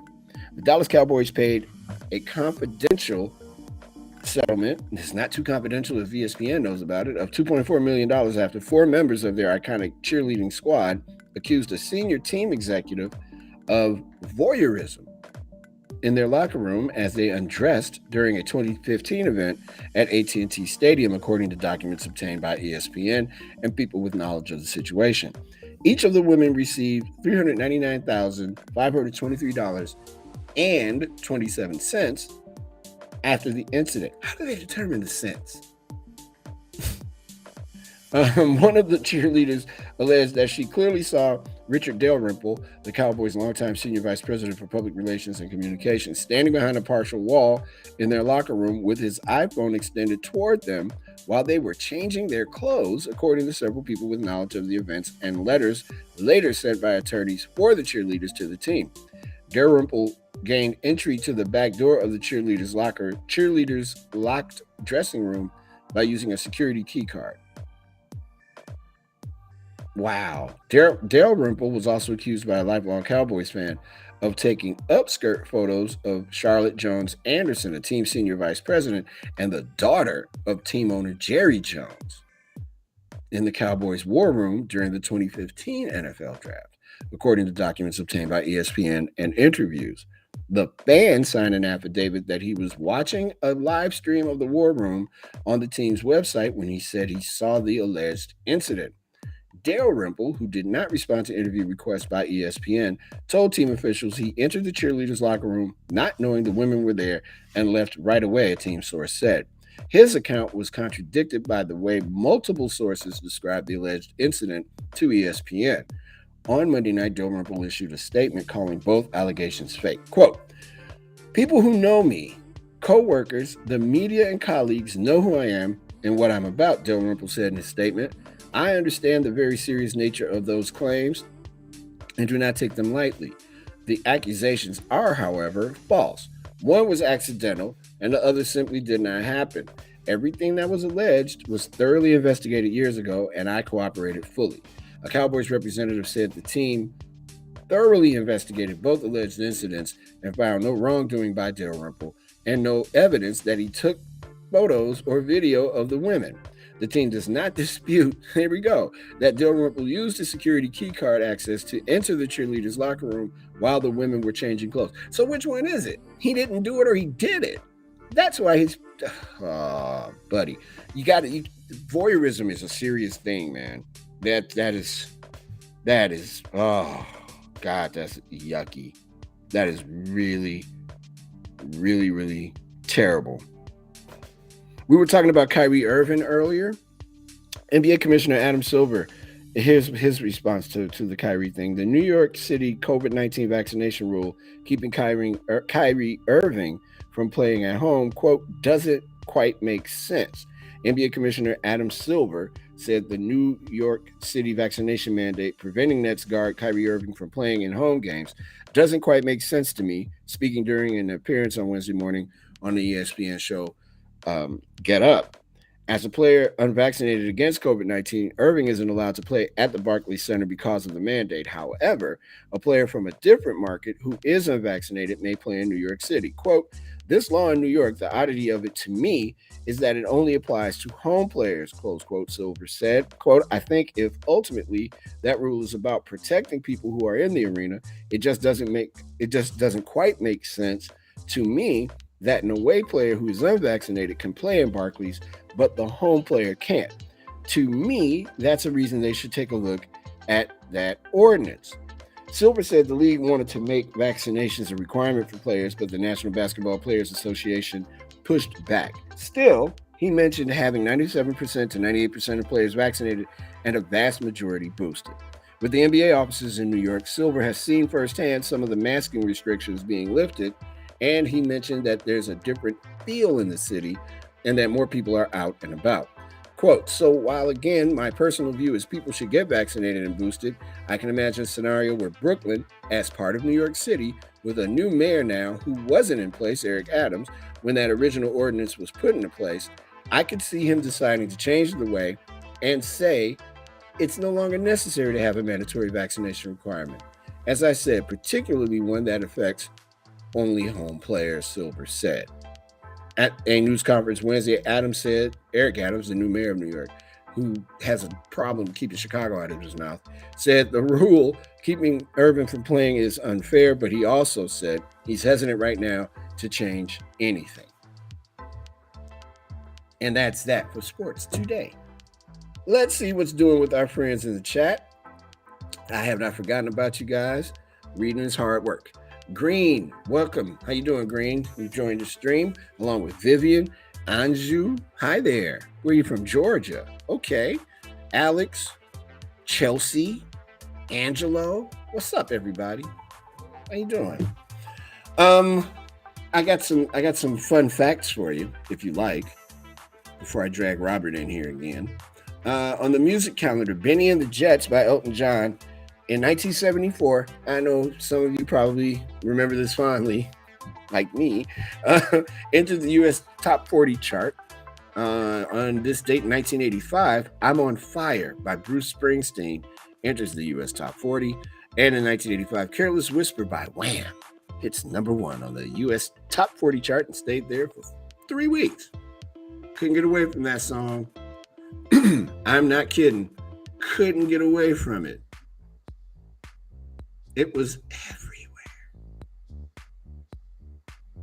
Generation Z, Gen Z, are thirsting over Russian dictator Vladimir Putin in an attempt to stop a so-called World War III. The generation is famed for their desire to change the world. In fact, a June 2020 study by UBO showed that 86% of American Gen Zers felt that peaceful protests and political demonstrations were needed to create significant change. But now they're switching up their vices and turning to the art of seduction. Instagram accounts dedicated to Putin, now Vladdy Daddy, to Gen Zers, have been inundated with hilariously flirtatious comments offering all types of peace offerings. While war is no laughing matter, you can always rely on Gen Z to switch up the norm. Putin, however, is unlikely to see their messages. He was quoted in the Russian news as saying that his work days are so busy and finish so late at night that he is not in the mood for Instagram. That guy, Vladimir Putin. They call him Vladdy Daddy? Wow. It's amazing. Not for nothing. Pardon me. It is amazing that our country has people in it who can find the time to do things like that. I don't have that kind of time. Robert, do you have time to check out Instagram and play around with Vladimir Putin and try to convince him to not have a war? I just don't even know what the word that comes to mind. Are we just in this kind of perpetual state of boredom as a species? I mean, yep. I think we've lapped narcissism, we've lapped rhetoric, and now we're into just kind of like the bottom rung, like just human boredom. When people say to me they're bored, I just don't get it. Like, I don't know how a human being can be bored. There's so much like profound thought. Like, you could think a thought. Yeah. Isn't that the opposite of boredom? Thinking a thought? You even saying you're bored means you're not really bored. You just need something to do. You need to go outside, walk around your house, spread out. It's incredible. All those news stories, sports, it's all one lane now. Like, we've talked about this off the air. Yeah. It's just, you segue, and it's almost, and this is not about your flow. I love your flow. It's just it's all one lane. It's all one lane, man. It's one story. And I think what I'm hopeful for is that in the coming weeks, when we start to see the COVID numbers really start to go down, that people will start getting back outside again and actually moving around a bit. I love my house, but I think the fact that we've been in this confinement for almost 3 years has really changed our mental makeup. I think once we start hitting the street and visiting our family and friends again and being able to actually hug people and say hello, although it clearly has not stopped some people. I've got like 5 friends about to have a baby. Anyway, once we're able to get out That's and quite a move hug. around a That's bit, quite a hug. Hello, Mario. hey, Come on. hey, look, they don't, those hugs don't come from me. I don't know how they're doing it. I'm like, you guys are my age out here trying to have children. All right. But I think once we're able to spread it out and get out here again, we're going to be fine. But our world is just real weird. It's so much that it's weird. What, It's what do just you what do you miss? I mean, have you been to Chicago? I don't think they even call it Chicago State. What is it? The United Center now? Like, what Yeah, I is? have not been to a basketball game. I plan on going. I might try to actually sneak out tonight if I can Mm. find a cheap seat. Because now that they're good, of course, tickets are $1 zillion. I don't know if people know what I work here at Backchannel.tv. I don't have $1 zillion to, you know, I, you know s- what I mean. I stepped in. Oh, I do. I stepped into that. Can you just snag me one of those Alex Caruso jammies, like with the name in the back? You know, the T-shirt jersey thing. He's got a hoodie. If I didn't already own 6,000 hoodies, I would get it. Stacey Kane, former Oh Chicago yeah. Bull, is a broadcaster on the Bulls on NBC Sports Chicago, and he always says when Caruso gets a steal, he goes cookies. So Caruso has a hoodie out with a drawing of him on it, with his headband on, and a bunch of chocolate chip cookies, and the word cookies across it. I want Uh, that hoodie so bad, oh man. just so I can have somebody run up and go cookies. Yeah, I I got my dad Alex Caruso socks for Father's Day. nice. I'm a Lakers fan, so I've Mhm. kind of roped him into it. And this was before y'all won that whole. It wasn't a trade, obviously. He signed because the Yeah, Lakers were cheapskates for super cheap. I at don't the. understand how they let him walk away. You know, yeah, different conversation for a different time. But Yeah, it's the socks are him staring into a mirror, and staring back at him as a goat. So I mean, that kind of sums up my fidelity to Alex Caruso. But you know, the announcers used to call him Caruso. It just oh, they never call him stuck. Caruso here too. Oh, do they really? Oh Yeah, yes, Alex yeah. Caruso, man. Look, that dude saved whatever the Bulls were trying to do. They did not have enough guys to give that team some heart. Got rid of all those guys. Once they got Caruso, I was like, oh, that dude can play basketball. I watch Laker games all the time, Yeah. and I'm like, oh, they got the guy. You know what player the Lakers are missing? Alex Caruso. Of course, If 1000%. Alex Caruso is there, none of that foolishness is taking place. Westbrook wouldn't be a bum, and they'd be good. But what can you do? Well, I'll let you wrap up, but I just want to say one thing. You were talking about player GMs, Mm-hmm. and I hope somewhere in my heart of hearts, LeBron James sent Caruso, or called him and said, "Hey, man, I'm like, Yep, I'm come sure he on, did. I'm sure he did. you can't have it all good on your watch." You know, the fact that Russell Westbrook is there is a LeBron James thing, you know, Yep. and you want. I think Anthony Davis is. I don't think he has that voice, but I think. Come on. I mean, can somebody put LeBron's hand to the fire on these personnel decisions? Like, he's untouchable. He is Yep. untouchable in this I, way. I I think player GMs need to stop. Michael Jordan at one time wanted to get who was that? Walt Davis. He wanted Walt Davis, the Greyhound, Walter Davis. He wanted him to be a Chicago Bull so bad, and Right. somebody had to go, Mike. This is not. No, you don't want him on your team, and it's proven to be right because Michael Jordan's not the greatest GM. He's Was he's a decent owner, but not the greatest picker of talent. one word for you, Kwame Brown. So I just want to thank you for letting me be here. Gliss called me. He said he heard the show today, and who's that producer? Like, I don't know if he gets that it's me. Uh, I think he may know.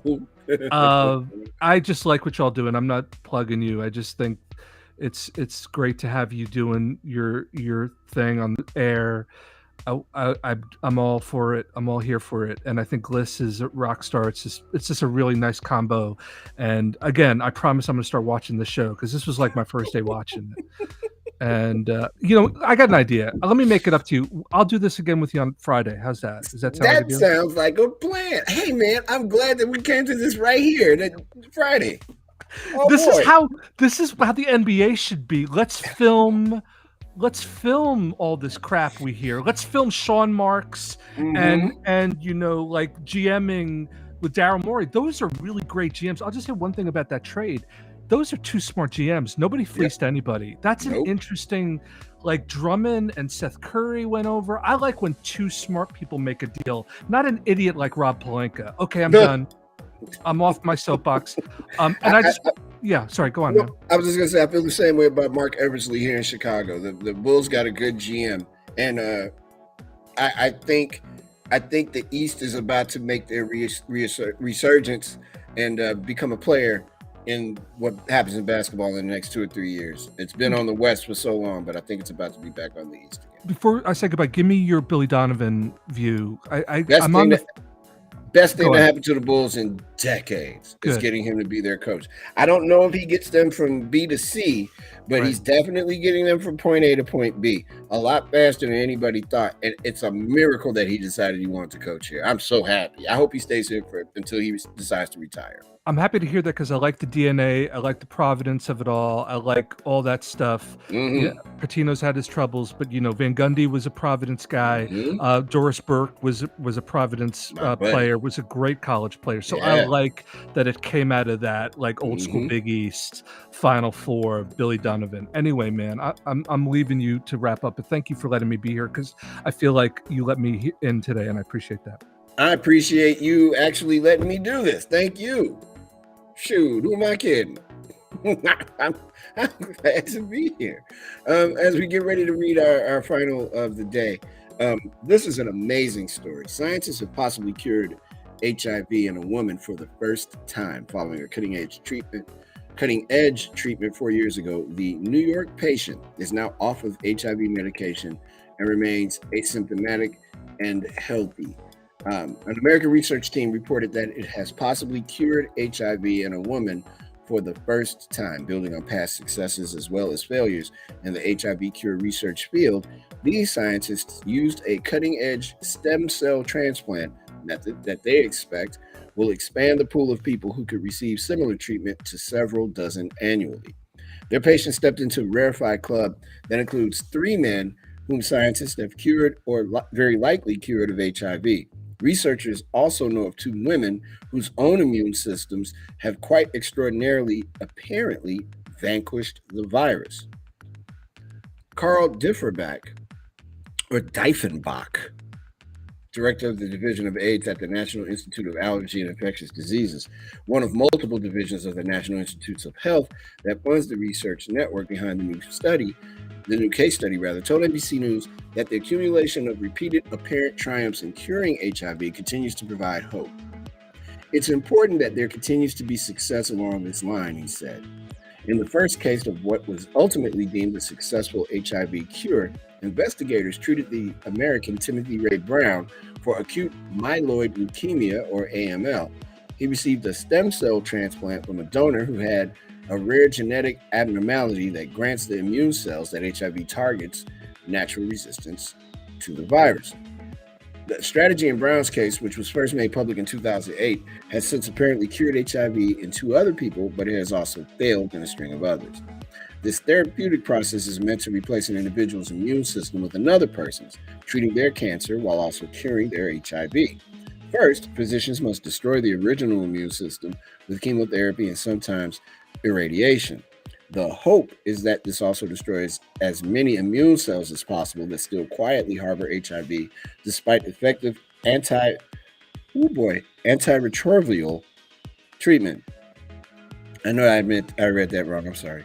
Then, provided the transplanted HIV-resistant stem cells engraft properly, new viral copies that might emerge from any remaining infected cells will be unable to infect any other immune cells.